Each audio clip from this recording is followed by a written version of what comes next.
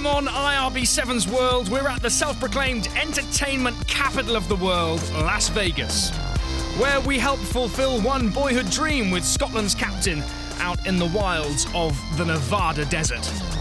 We're with two-time Las Vegas winners Samoa and their new man in charge. And of course we have all the best of the action from 3 packed days at the Sam Boyd Stadium. So 1/3 of the way through the season, the bright neon lights, the music and the magic of Las Vegas, the unique backdrop for the first tournament of 2014. Round 4 of the HSBC Sevens World Series is the USA Sevens.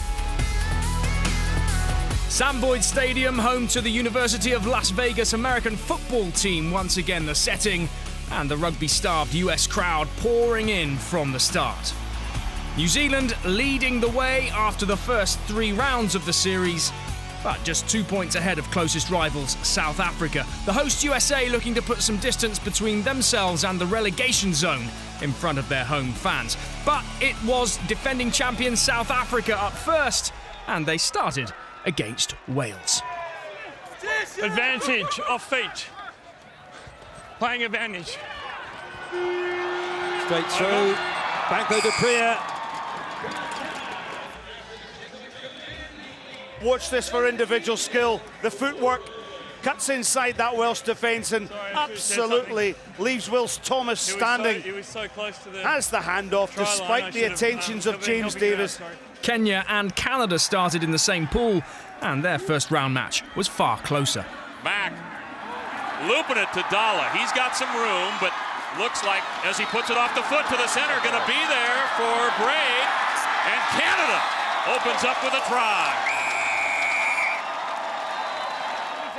Canada and playmaker Phil Mack added another win against Wales. The Canucks then in prime position to reach the quarterfinals in second place from the pool. But only if South Africa could do them a favour and put away Kenya. Spun away right side. Given to Werner Carr. He runs into Oscar Ayoade and away from the rest. And Werner Carr going to start the scoring for South Africa.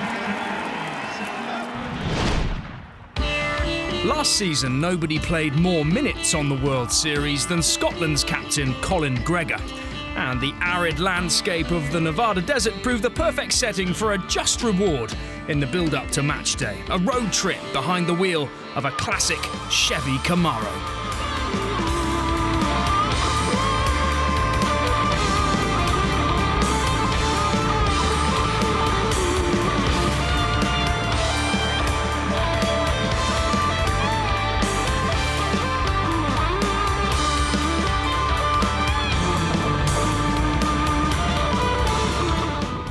Just out in the desert near Las Vegas, obviously prepped for the Sevens at the weekend, but been fortunate enough to come out and fulfil a schoolboy dream and cruise around in a Chevy in the desert. Gregor is Scotland's most capped Sevens player and passed the 1,000 point mark last time out in Port Elizabeth. Much of Scotland's play revolves around the 32-year-old. Yeah, I made my debut way back in Hong Kong in 2003, which obviously a few years ago now, and I think between now and then there's only been one season where I haven't played any Sevens. I've always played a couple of tournaments, and obviously the last 3 seasons I've played full-time on the circuit. I really enjoyed getting back to seeing places like Las Vegas, going around the world. Is that not Colin GREGOR? Once again, he won't be caught, will he? No! Colin GREGOR, once more. I've been to so many fantastic places. I've played so many great countries against some really quality opponents. I suppose playing at Murrayfield, I think we've had a lot of success there. Really enjoyed that. Now the tournament's in Scotstoun in Glasgow. That's my home city. I really enjoy having the support behind us. And other than that, the Hong Kong experience, I think, is. I suppose last year when we beat England in Hong Kong, that was pretty special for a Scot. Things wouldn't come easy in Las Vegas, though. The Scots drawn in the group of death. Probably don't come much tougher than Fiji, New Zealand and Australia in your pool, but you want to challenge yourself, you want to test yourselves against the best, so we've got an opportunity to do that in all 3 of our games, so really looking forward to the weekend.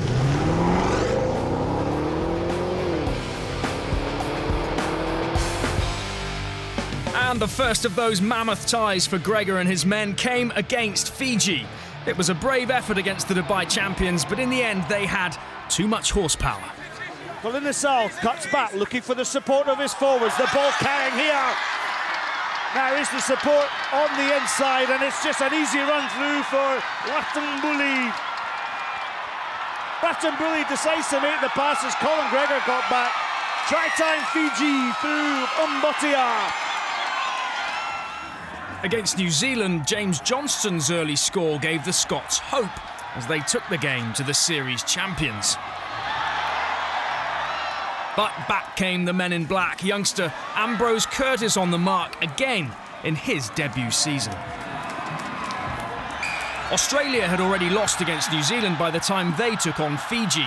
Nick Malouf's strong finish brought them back to within striking distance, but approaching full time they were still 2 points adrift.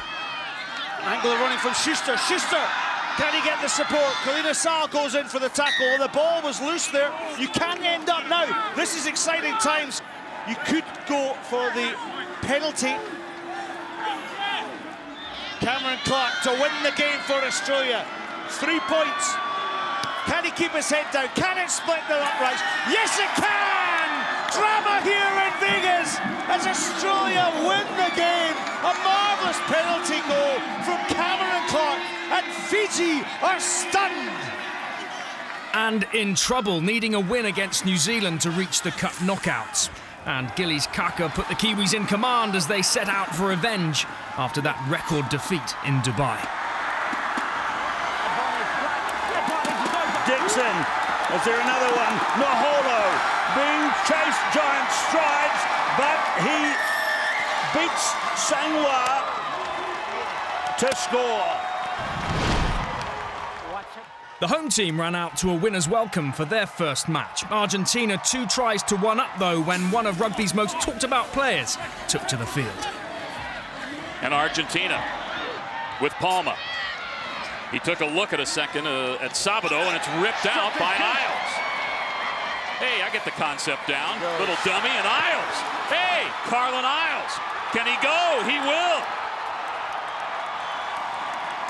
7-11, Carlin Isles the try.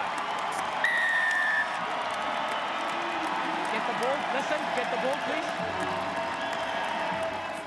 Sit.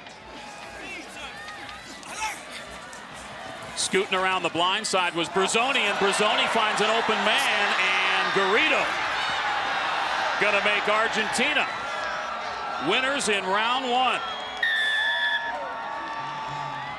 Another team finding form were France, beating Spain and then ending the hosts' cup hopes. Renaud Delmas, one of their scorers. And with both teams already through to the last 8, France faced Argentina for top spot, and it was Les Bleus who found the killer touch. France back with it. You know, we mentioned a try scored every 74 seconds of the game in the first 3 tournaments, and here we got one. Dare I say, Steve Barry crossing over.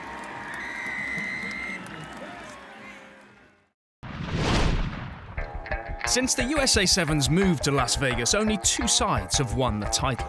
One of them is Samoa, and their coach has a good idea where that success might be coming from. It seems like we have strong ties here in the United States and nearby countries where Samoan flood and come here to the stadium to cheer for the Samoa Sevens, and to the players, it feels like they're playing at home.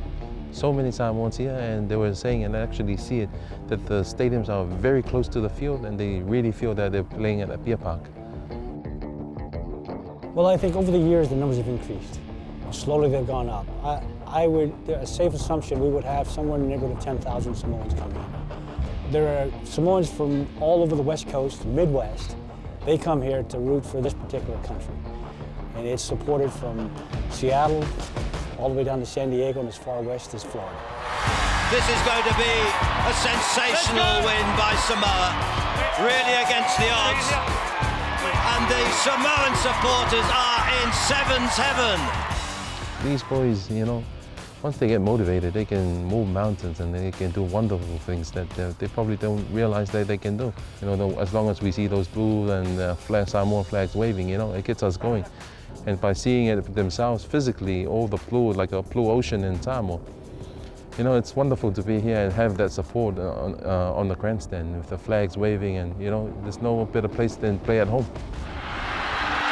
Now then, Saliba goes for the corner. Saliba scored the winner! Alafoti, Saliba, the king of Las Vegas. I think in 2012, it was an extraordinary moment for me. I mean, I was standing right next to Stephen Beetham when we won and we scored it right at the far corner. It's one of those moments that you'll never forget, but in the back of our minds, we want to do well this weekend.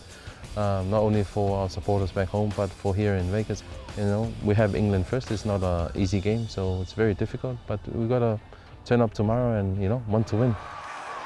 And the players clearly wanting to repay the fans' faith as they kicked off against England in search of a third Vegas title. Stay up. Number 1. Taken quickly though. Leo Lolo, chance here. And it's out to Tololo. What a start by Samoa. Fale Soyalo added a second, but England were up for the fight. Dan Bibby crossing twice, and big forward James Rodwell giving them the lead as the clock ticked down. Meafua. Then Nue. Going for the break. Tackled by Norton. Advantage. Absolutely vital. Now, will they take the penalty? I wonder. Or will they go for the try? Tom Yoso! Tom Yoso! So the perfect start for the Samoans, but they struggled against the terrier-like Teros of Uruguay, themselves building towards the promotion playoffs in Hong Kong and showing impressive form. Just about 8 metres out from Samoa's line. Oh, this could be. It surely is for Francisco Lopez.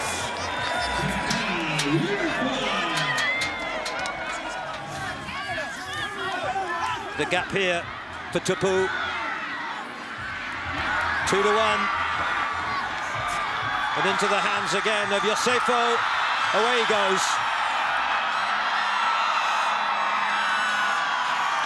After their early loss, England got themselves back on track, first with a win against Uruguay and then piling on the points against Portugal. A lot of strength there, and again, football coming into the play by England, picked up by Mitchell.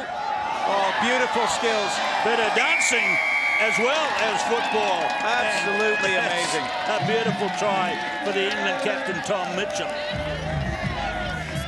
England through to face New Zealand in the Cup quarters, and either Canada or France would reach the Cup semis. All that action still to come after the break.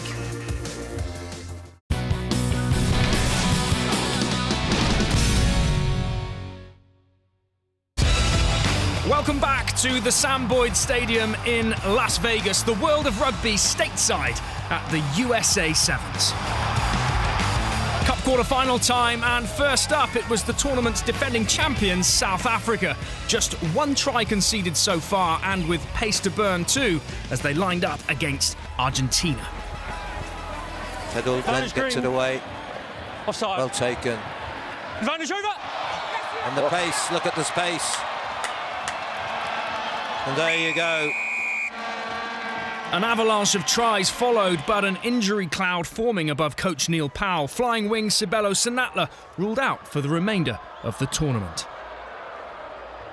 The champions of 2012, Samoa, faced Australia in the second of the quarterfinals, and it would be tight between two well-matched teams right from the start. And heading through the mist is Tom Lucas outside to Fa'alaba'au. He in turn finds Cam Clark, who finds the corner and 5 points. Australia doubled their lead and stunned Samoa into a reply. Leo Lolo bringing them back in touch. Rocky's form. Back to the middle. Big one for Samoa. Got a man there. Could walk in from here. No. Oh, nice takedown by Tom Lucas. Advantage of feet. He's had a couple of big tackles in the tournament. Coming back the other way. Straight ahead for Leo Lolo.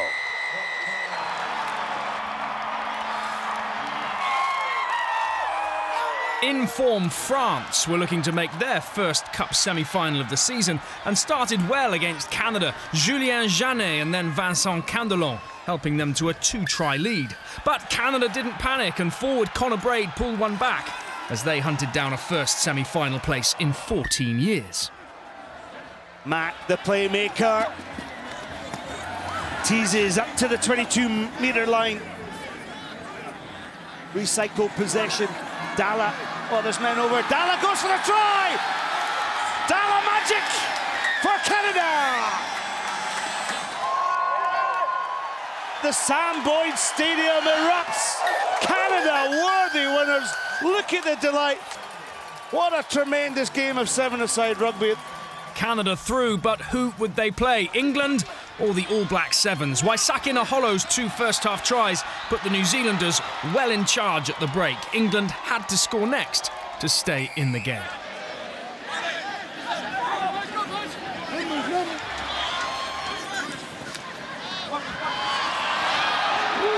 Look at this. It's going to be 3 for Waisake Naholo. And again, chased by Mitchell, but another 5-pointer for New Zealand. An impressive win for New Zealand, and they would face Canada in the semi-finals on the third and final day in Las Vegas. But first, it would be South Africa against Samoa, the only 2 teams to have won the title in the 4 years in Las Vegas, and you quickly sensed why in a tight first half, both sides suffocating the other. Branko Duprea's inventive chip, chase and despairing dive was the closest either side came to scoring in the first few minutes, until the defending champion Box finally broke the deadlock.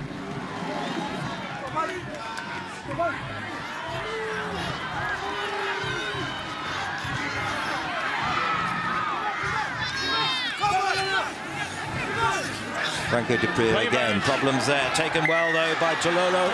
Oh, it's a penalty. He was on the wrong side, was he? Or he held up? Chris Dry. He's got himself. Will he get there? Not quite. Yes, he has. Brilliantly done. He turned it round brilliantly. A slender 1-try lead then for the Blitzbokker. Not enough to feel safe. Headled. Now then, here's a real chance. With the chance of Maastricht. Maastricht, so quick. He's away. He's gone. But there you are. He was a doubt for this game. He's got the try, which is important, but he's still got that problem of that hamstring. The defending champions safely through, but who would their 10 fit players line up against in the final? Maybe Canada making their first semi-final appearance since Tokyo in 2000. The Canucks certainly showed no fear in tearing into New Zealand from the start.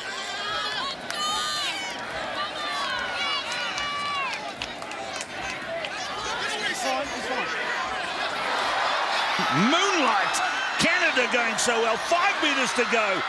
The tackler is Bryce, team number 7. The runner number 7 for Canada gets the Canadians on the board first against New Zealand. The try is scored by Phil Mack. He didn't use his hands, he just got up and played the ruck.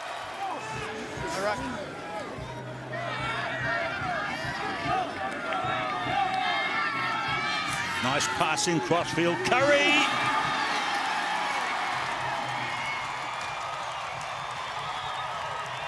There's the try scored by Scott Curry. The score's level, but when Canada made a rare mistake at the line-out, Bryce Heem dived over for the lead. Mickelson. Heem. To Mickelson. Chased by Moonlight, he's got clear. Moonlight's working hard to get him, but Tim Mickelson goes in at the corner and swings around close to the posts, and that's try number 3 for New Zealand, scored by Tim Mickelson.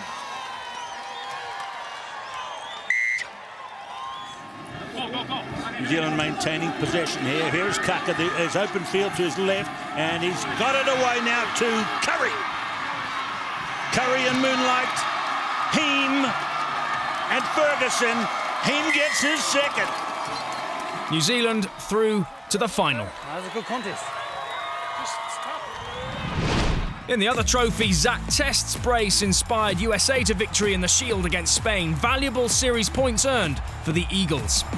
Fiji bounced back from their disappointments to storm to the bowl with a convincing win against Kenya.